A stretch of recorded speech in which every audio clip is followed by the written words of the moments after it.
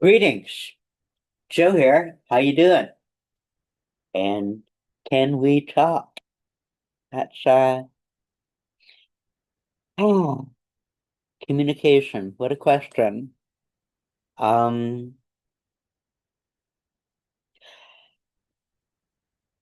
I'm gonna be sharing thoughts and some pictures, some images. And this is a painting by Vincent van Gogh. Uh, and it's almond trees in blossom. Uh, and it's also an exploration of beauty and of blue. How many shades of blue there are in this piece. It's kind of beautiful. Uh, and the blue shirt I'm wearing gives a hint that the blue in Vincent's picture leans into greens on the spectrum, aquamarine, turquoise, so many shades of blue. And just to add a detail, I've got blue eyes, and I know that sometimes a blue background makes my eyes pop. Uh, and it's generated comments from time to time through my life. And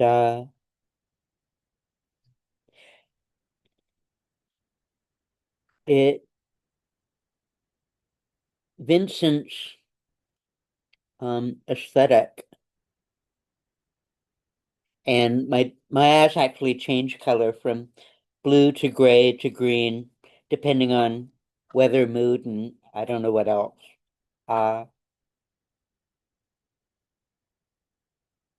but like Vincent, sometimes what is seen depends upon who is looking.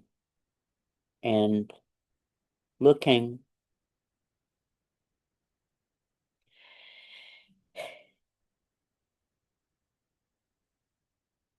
has aspects of uniqueness to it. Um, I'm going to be doing a bunch of slides and trying to be a docent, as in a guide to some pictures in an exhibition. Uh, Docent's a funny word.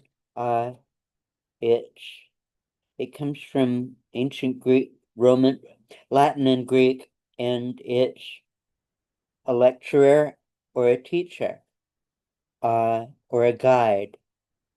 And so that's what I'm going to try to be. And almonds. Uh, there's there's an old commercial for a chocolate bar called Almond Joy, and actually, the company had two different chocolate bars. Sometimes you feel like a nut, sometimes you don't. Almond Joy has nuts, Mounds don't. And Mounds is coconut and chocolate, and Almond Joy is coconut, chocolate, and almonds. So they're very similar. One has almonds, one doesn't. Um, and not to be advocating or commercializing for products that I don't use. Um, I'll eat almonds, I'll eat coconuts, and I'll eat cocoa, but I live keto, low to no sugar, and I keep an eye on what I eat. Um, but that sometimes you feel like a nut, sometimes you don't. Actually, gives a nod to Vincent as well, because there's a song about him,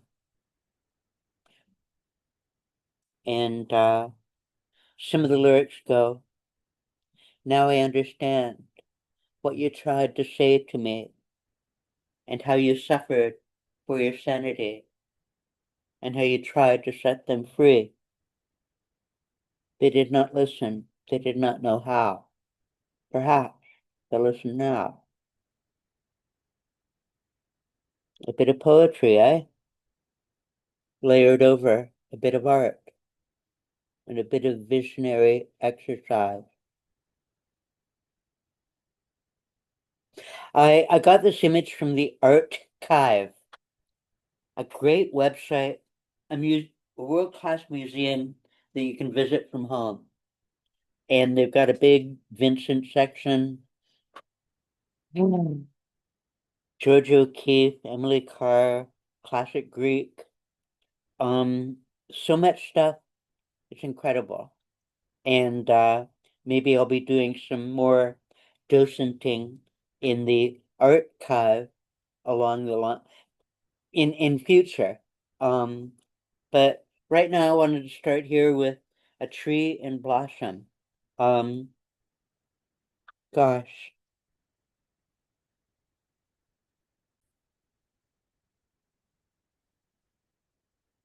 blossoms, the flowers that plants put out. Um,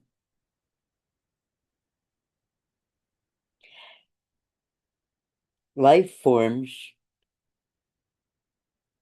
are exercising communication, and the angiosperms, the species that use flowers, are actually subcontracting the reproduction out to other species, the rest of nature, the winds, some particular bees or birds or butterflies. Symbiosis, asking for help, communicating, being a part of a larger community. And the angiosperms are very numerous, and they go back 200, 300 million years. And flowers are beautiful. Not all in all circumstances. Um, but there's so many flavors of beauty. And the angiosperms have been practicing getting attention and getting interactions that generate symbiosis, a sympathetic biology, biological processes that are multi-species. And that's kind of an extraordinary thing to notice and study. Interdependency as a strategy for survival that works for a great many species and brings joy and nourishment to so many other species as well. Okay, so the angiosperms and flowers and blossoms, that's a whole huge topic. Another tangent off of this before I move on is almonds. Almonds are a crop worth billions of dollars, and they're nourishing. Almonds have magnesium and vitamin E, among other things. And magnesium is one of the electrolytes, uh, magnesium, potassium, sodium, without which our bodily functions would fail to function. Those electrical communications between the nervous systems and the muscles, that those are chemically dependent processes which require electrolytes. And one of the symptoms of an electrolyte imbalance is muscle spasms. If you're twitchy, spasmy, or get cramps in your legs, it might be electrolytes. So that's a good thing to know about. Um, and a bit about almonds is 80% of the almonds in the world are based in Southern California from water in the desert. And that's a huge crop. But also, it's a lot of water. And um, California's fires have been devastating. And maybe almonds aren't the best monoculture in that circumstance. Not to criticize or read other people's beads, but I've been, I'm a bit of an omnivore for ideas and reading and exploring the world. And among many other things, I've been uh, looking at hempcrete.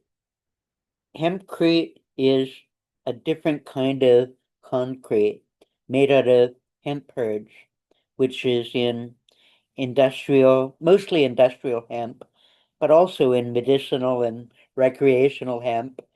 Um, and hempcrete is high insulation, fireproof, and anti-insects and mold. And it breathes. It's water, moisture friendly. It can hold and release moisture. And it's a construction material that I'd like to see more exercise of because it doesn't burn and it's easy to insulate, keep both cool and warm. Um, okay. So there are several tangents around almonds and water use and shades of blue. So on to the next image in this exhibition. So this is one of my pictures. I do a bit of photography, and this is a dragon tree. Uh, some call it. It's actually got a lot of names. Um, it's called the princess tree or the empress tree. In some places, it comes from China, where it's called the dragon tree. Um, it's also called the foxglove tree and the knucklebox tree. And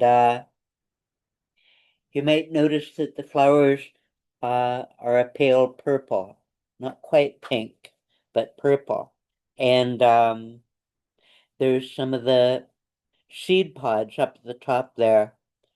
And that's where the knucklebox, um, those seed pods back in the 16 and 1700s were like used for like styrofoam packing material for shipments of fine china from China to Europe and a part of the um Portuguese, Dutch, and British Empire trade. And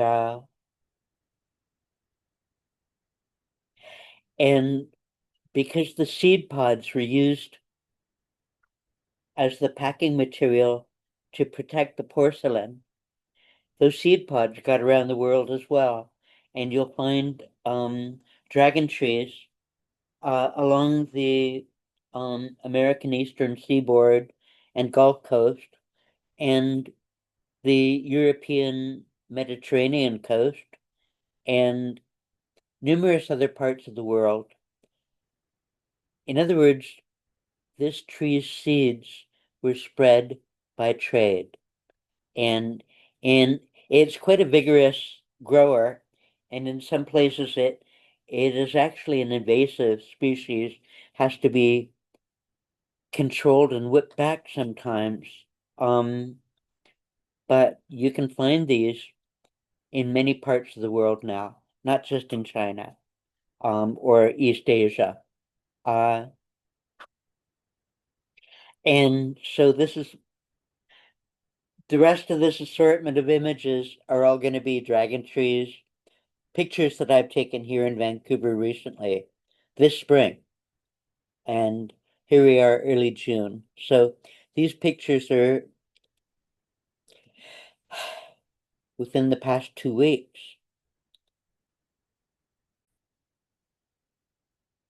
So this is Sun Yat-sen Garden in Vancouver, and this is two dragon trees together, kind of spreading out behind this pavilion, pagoda. And like it's 6 blocks from where I live and quite beautiful. Uh,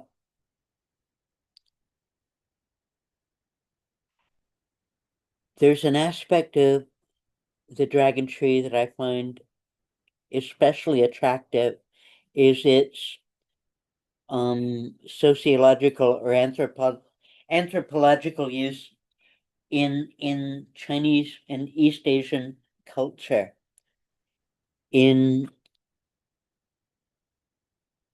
in China, uh, for centuries, many centuries, um, in agricultural, in country families, when a daughter was born, they would plant a dragon tree for the daughter. It was her tree. And the Paulownia tomentosa is its Latinish name. And I'll go into that some later, I guess. But the dragon tree for a daughter kind of underlines its name of princess tree. The princess tree, in other words, a female-friendly tree. And ain't that an odd idea? Uh, and an odd experience because the dragon tree grows very quickly, and by the time an infant becomes an adult of marriageable age, the tree is actually quite large and has a lot of wood, and that wood is hers. And when she weds, when she goes out into the world, that wood is hers to use. And it's usually used for things like housewares, spoons, furnitures, musical instruments, and, gee, even a cradle for her children. In other words,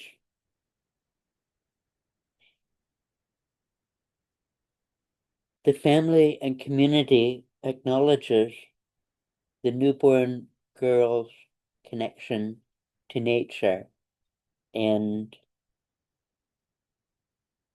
it's not just her tree and her wood, but she may use some of that wood to build a cradle for her own children. And so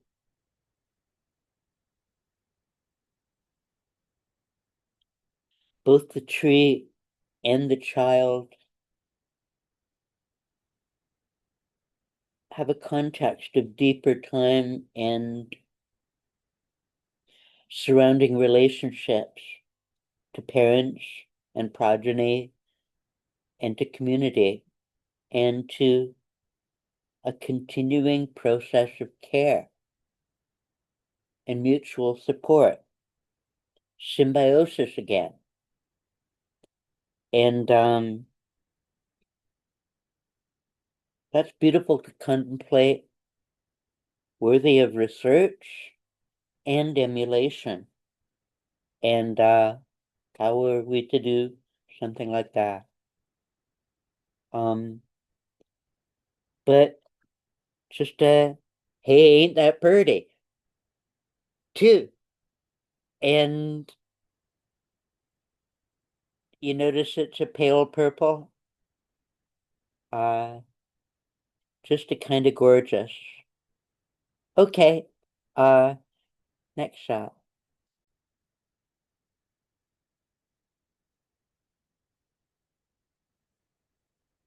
Here's a couple of dragon trees in Livingston Park in Vancouver. And Livingston, living stone. What a concept. Um,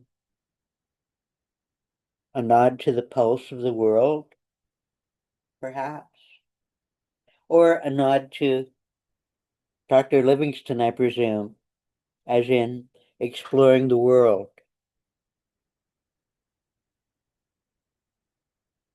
Um,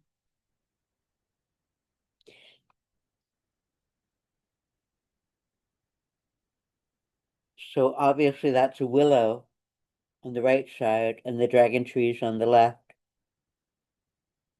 and another in the foreground up. Anyways,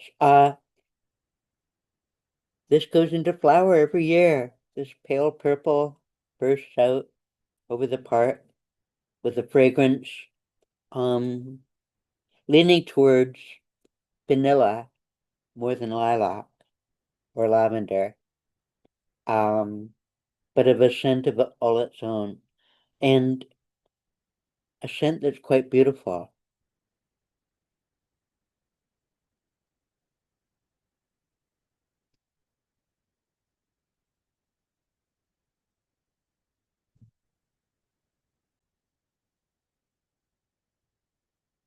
And here's a dragon tree on the seawall in Vancouver, and I'm up on the Cambie Street Bridge adjacent and looking east. And you can tell that it is purple more in this image. Um, and it's a nice angle on the city. And this tree is getting, well, it's about 50, 60 feet tall now. It's up to the bridge deck. And wow.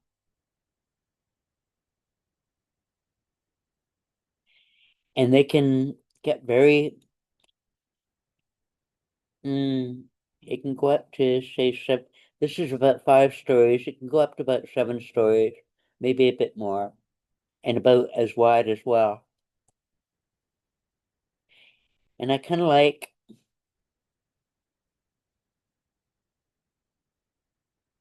including it with the Vancouver landmark like the Glitter Dome, Science World in the background. It's just kind of pretty. Kind of pretty, eh? And geez, how many blues are in play here? The water reflecting the sky and being deep itself, and the mountain too. Flavors of Asia. Golly, sure is pretty, eh?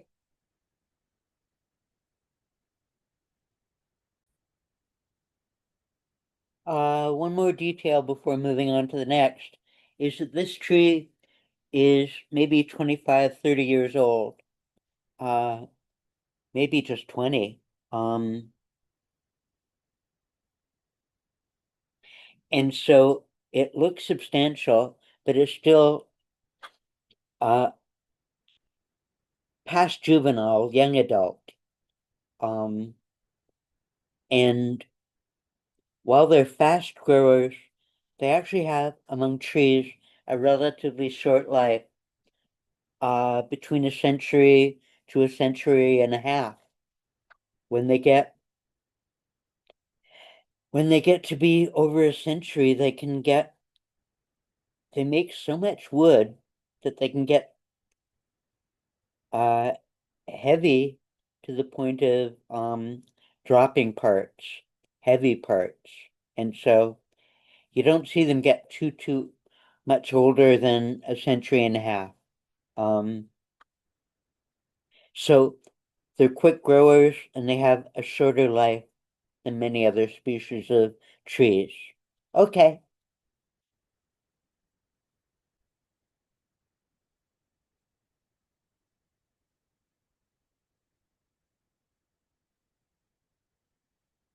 two of the oldest dragon trees in the neighborhood, I won't say the whole city, but in this neighborhood, are in Thornton Park in front of the train station on Main Street, by Main Street.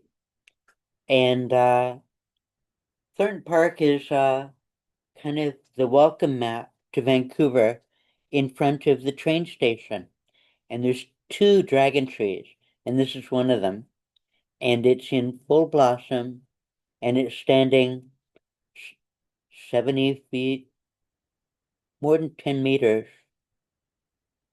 Gosh, nope, 8 meters ish. And maybe not quite 8 meters wide. It's more like maybe 5 meters wide. I'm not mentally versatile in my conversions from one thing to another, but it's big and it's got a lot of wood. And the two trees in Thornton, the two dragon trees in Thornton Park were planted in the early 1920s. Um, because the park itself uh, was created immediately after World War One, during the and into the Spanish flu epidemic after the war. And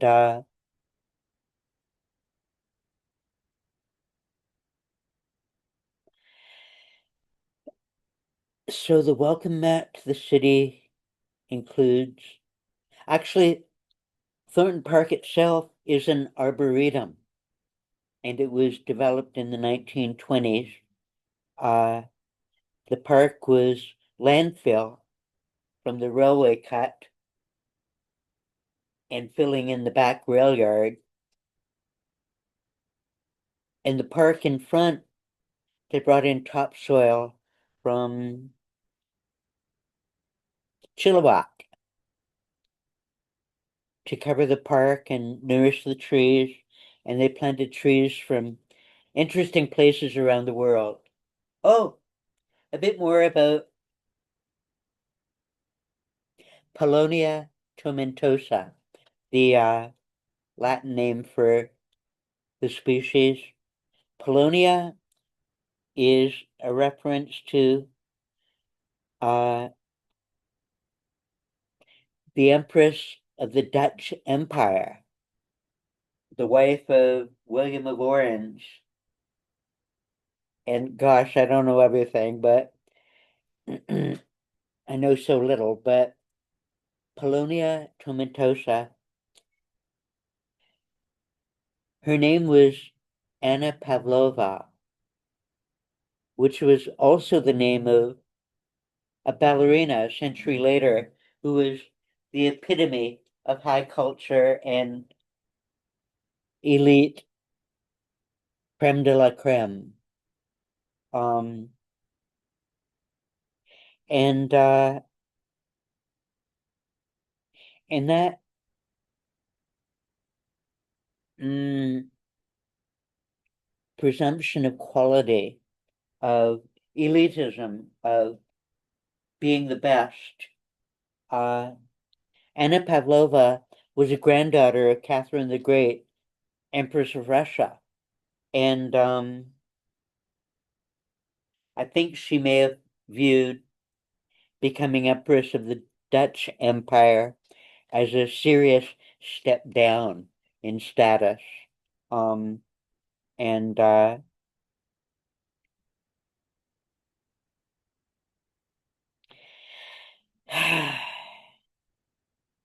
And the Dutch Empire was also in competition with the Portuguese, the Spanish, the French, and the British empires in various times. And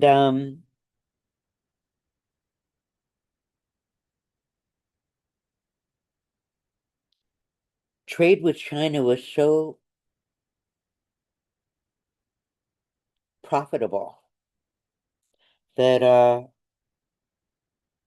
with things like spice, tea, silk, and porcelain, and that porcelain had these seed pods as its packing material and vector of propagation around the planet. It's kind of a funny little subtext on the wars of empires and piracy. I don't have it fully vetted, but uh, so this is the level of hearsay. But at one point, the pirates were also tools of empire, and pirates grabbed a Dutch ship full of porcelain that was so valuable that the pirates put it up for auction on the and it ended up going to a bidding war between the King of England and the King of France over who was going to get this porcelain, because porcelain was such a high status item that everybody wanted it. And I'm not sure who won the auction, um, but the Dutch lost that auction.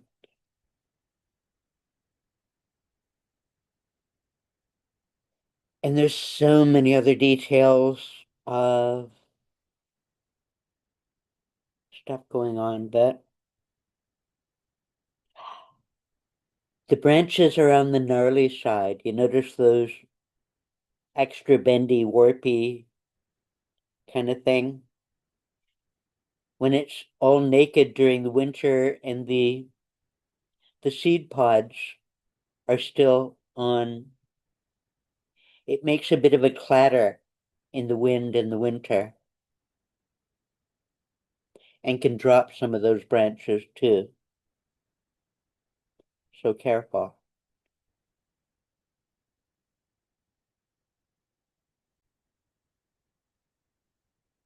And here's the other dragon tree in Thornton Park, and it's right by the front door of the train station, kind of a welcome to Vancouver. The first thing you'll see, Pacific Central Station, peace and centrality. Gee, this one's got the chubbier trunk of the two in Thornton Park. You can see that it puts on a lot of wood. And and these trees are actually very close to um, being declared dangerous hazards of falling lumber because they're getting on the old side of what dragon trees can survive. And so they'll be coming down over the next decade or three, and something else will be going up. And I'm kind of hoping they'll put up some more dragon trees to replace the ones that'll be coming down. Um, but also, trees do come down, and I'd like to suggest to the city and to the arborist that this would be set aside for girls and women to use for things they might need or want, from musical instruments to furniture to maybe even a bit of wood with which to tickle a fancy. Uh, self-sufficiency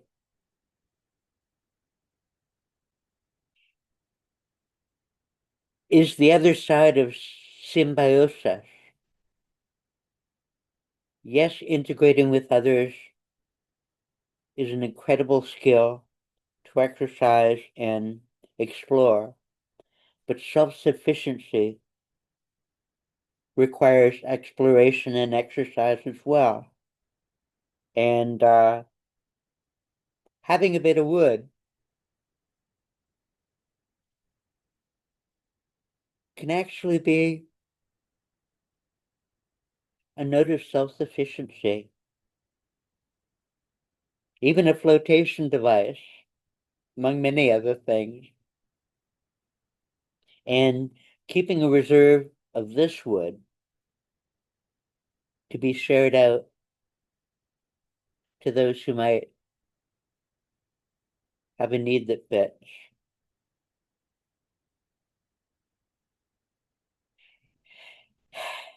It's worth a try, an exercise, give it an attempt. How many cities have a community center woodworking place? That might be nice.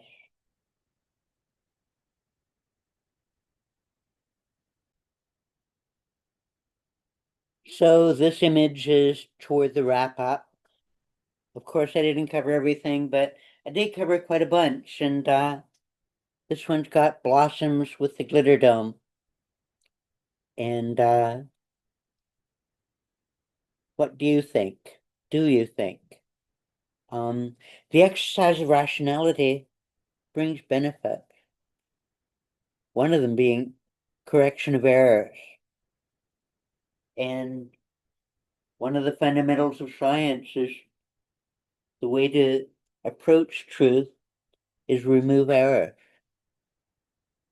And that can be a difficult exercise, requiring a lot of communication. Can we talk? I've got a few things to say about quite a variety of things, but they're all around a blossom, a flower, a flower. The angiosperms engage in flow with nature. What an idea. And it leads to thriving and fruition and beauty. So many variables in play, eh? Anyways, I don't want to go on too long, and I'll put this up and see what it generates. So I've said a few things. If you got something to say back, you've got several ways of doing that. So feel free. And so pleasure to spend these few minutes with you. Be well. Bye.